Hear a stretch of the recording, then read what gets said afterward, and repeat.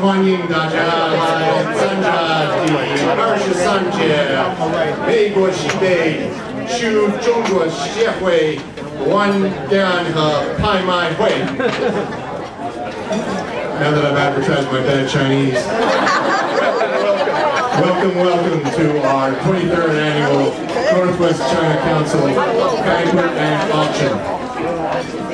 And first thing I'm going to do is introduce our board president, David Cole, who is going to give some awards.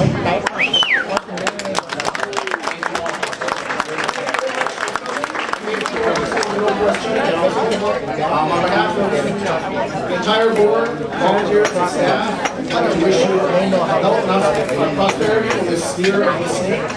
And we're really excited to be here at this new venue with all of you to celebrate all the things that we have to celebrate. To start, I'd like to have all the directors, staff, and volunteers stand to be recognized, please. Board directors, China Council, staff, and volunteers, please stand to be recognized.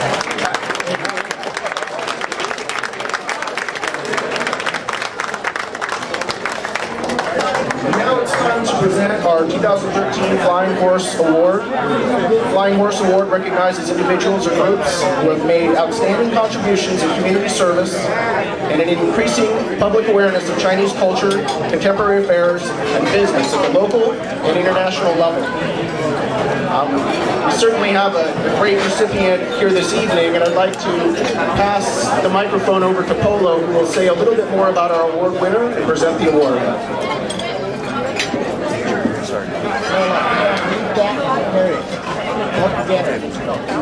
晚上好, Northwest China Council Board and members. Thank you, Mr. President. Salamat malam, Portlanders from both sides of our big Pacific Blue. I'm so happy we have a microphone because in my community of nurture we're not allowed to speak loud, we're really not allowed to yell at each other, and now I'm caught doing both. But I'm doing both for one of our more esteemed community elders, Manong Jaime Lim. Salamat po, Manong Jaime.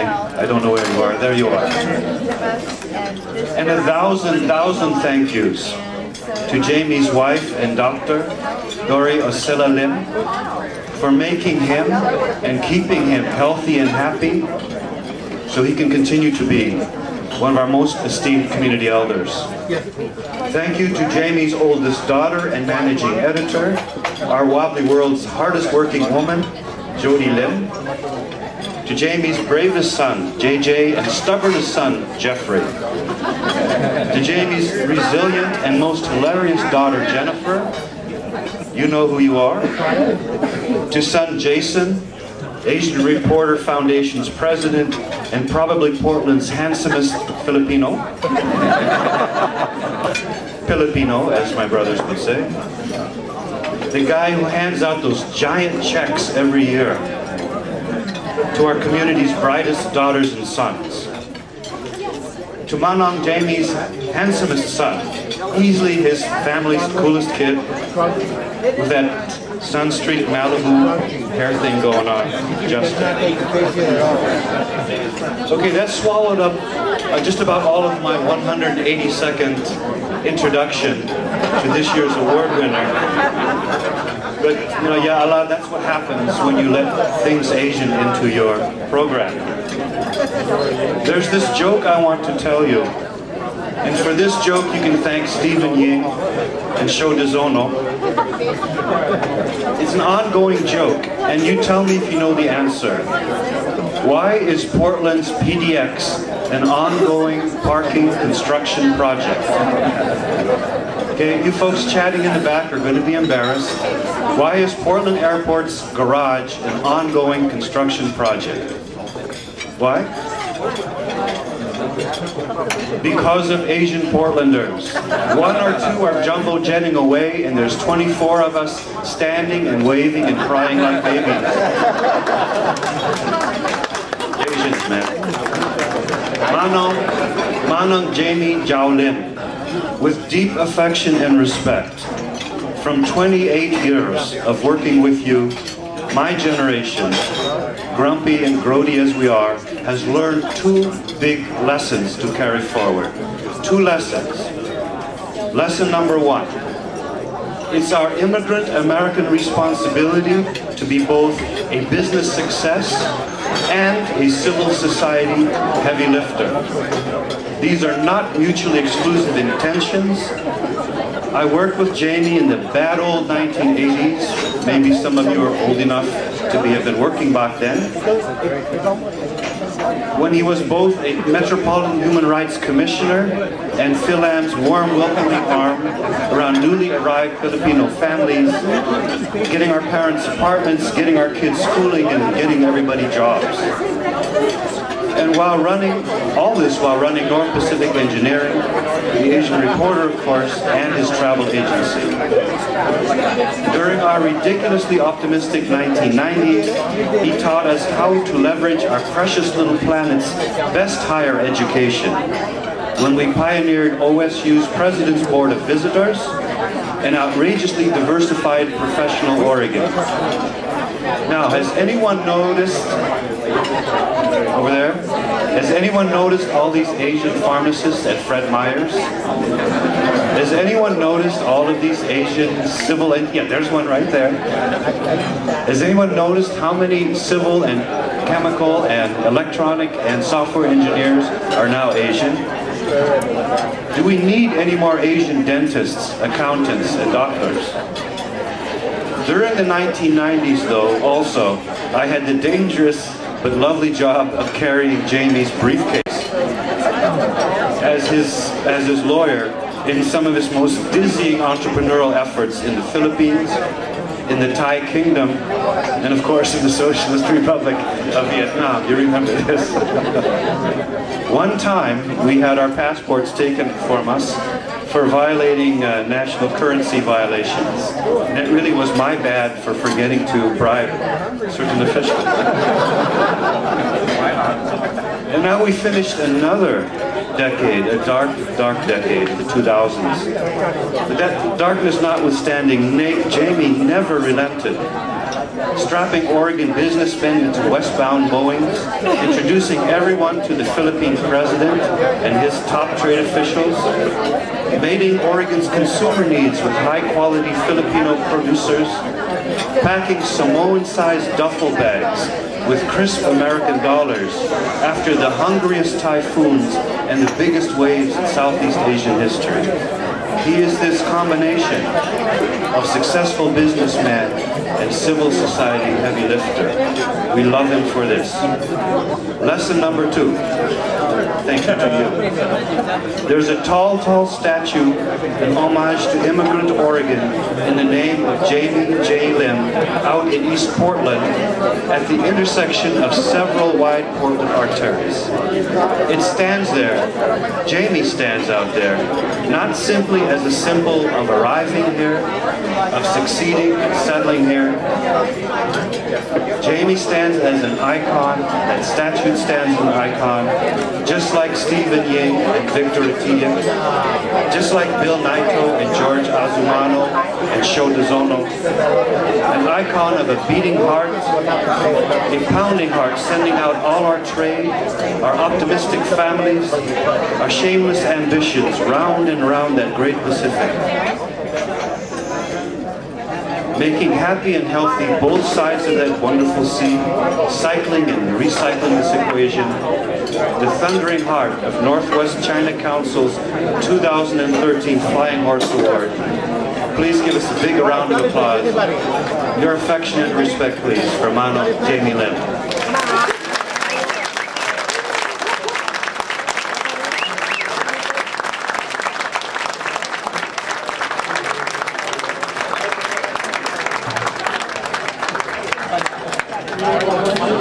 Young folks putting this on, we need a big doggone step to crawl. Congratulations, Jaime.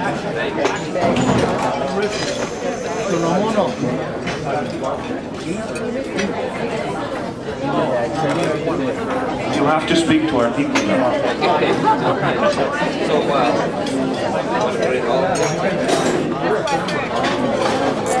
Thank you, Polo.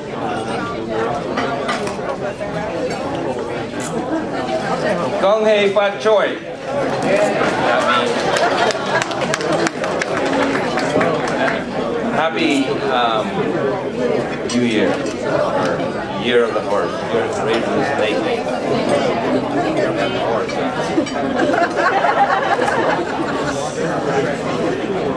I jotted down some dates here. That's why I made a cheat sheet so I won't forget.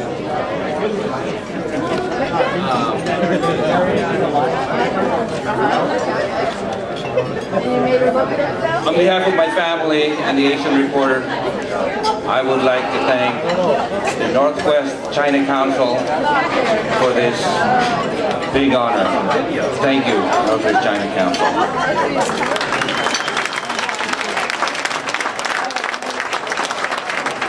I'm humbled to know that so many people in our community have recognized the contributions that are made every day, and to be in the community company of very, very famous previous awardees like Mayor Bud Clark, Jean Lee, Gloria, Lois Lee, and many more. Thank you all for being here, and I recognize many of you, by the way, and I know many of you, so I'm glad to see all of you. In my life, I wear many hats. And in my work with the Asian Reporter, our mission has been to assist those in our Asian American community to be taken as an equal partner in the overall scheme of this American experience, and to have a place at the table when policies and programs about the things that affect us are being discussed. I'm grateful for the continued support by everyone in our vision, in our community, and our vision for the Asian American community. I want to also say thank you to my beloved, my wife Dory, for her continued support and understanding, and patience while I spend a lot of time staying involved in many projects and charitable causes important to the Asian American community.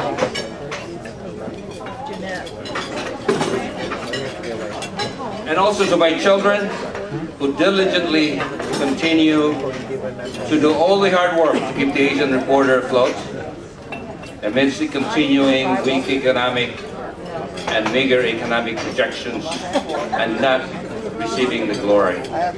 I get the glory. Now, this being a Chinese New Year celebration, I was reminded of the conversation that I used to have with my mother about around the time that they left China in 1918. My roots start in the 1890s when my grandfather started a trading business between China and the Philippines. While there, he met my grandmother. They married, had 5 children,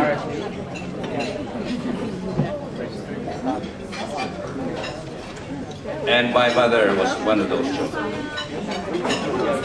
My grandmother was from an old Spanish family that settled in the Philippines, dating back to when Spain colonized the Philippines through Ferdinand Magellan in 1521. In 1915, my grandfather took the family back to visit China, his land of birth. He took his wife and kids. From my mother's recollection, she was about 6 or 7 at the time. They lived in a large compound where they manufactured goods and sold them to wholesalers in China. She also noticed that there were several other residences within the compound.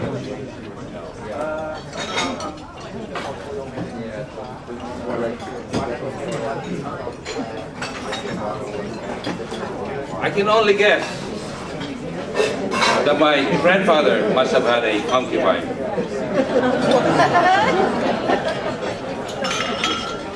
I never had a chance to meet him, and ran and walked about a half a mile to the boats that were waiting for him.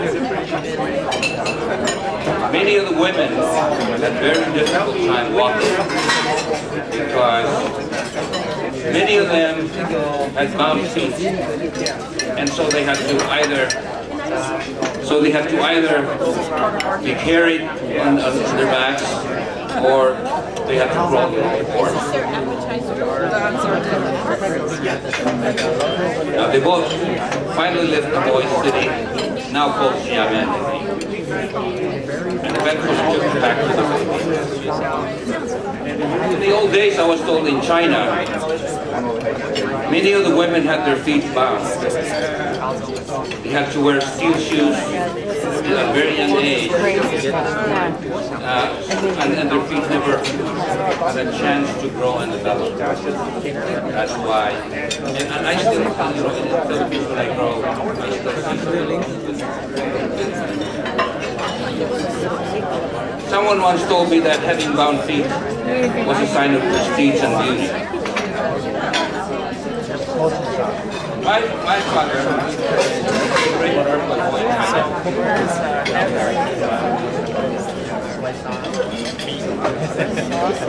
was in the Philippines on business when he met my mother. She was only 20. They had 6 children. Fast forward to 1941, when the Japanese army invaded the Philippines, occupied the country for 4 years. Our family had to escape to the mountains and live off the land. My mother remembered well the cruelty and harsh treatment of the Japanese Imperial Army inflicted on many of the local populations. One of her uncles even was tortured. In 1943, we were eventually allowed to go back to Europe. I was about 6 years old when the Japanese army finally surrendered to the American forces and left in 1939. In 1959, I joined the United States Coast Guard and came to the United States. Anyway, I'm a boat person. I came to America by boat aboard the USNS General Barracks. It's a very large U.S. Navy transport ship. That's the way they transport most of our Navy personnel. It took us about 30 days to reach San Francisco. I was the first in my family to leave the country. After 4 years in the service, I took my honorable discharge here in Portland. Don't put them away from me. Thank you. Wait a second.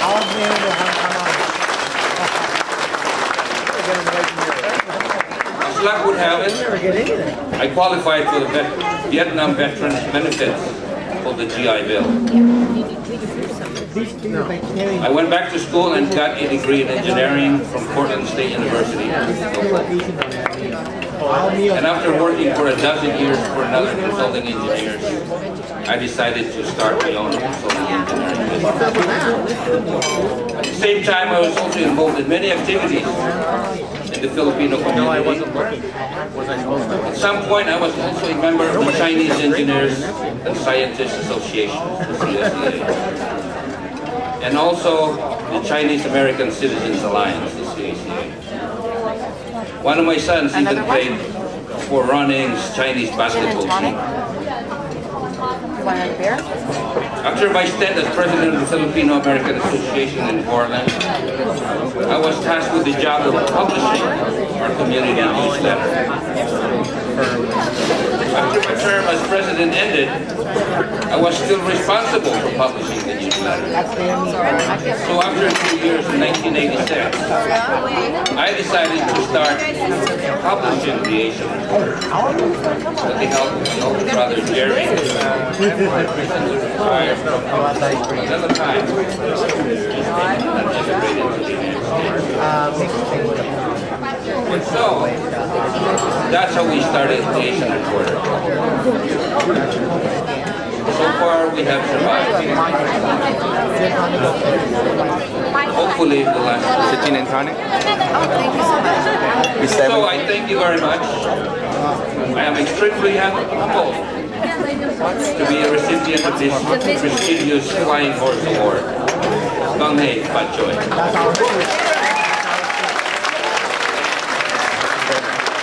Thank you very much. I need $70. I said 370. Sorry. Enjoy your dinner. We'll be starting the auction in about 20 minutes. Very good. Thank you, buddy.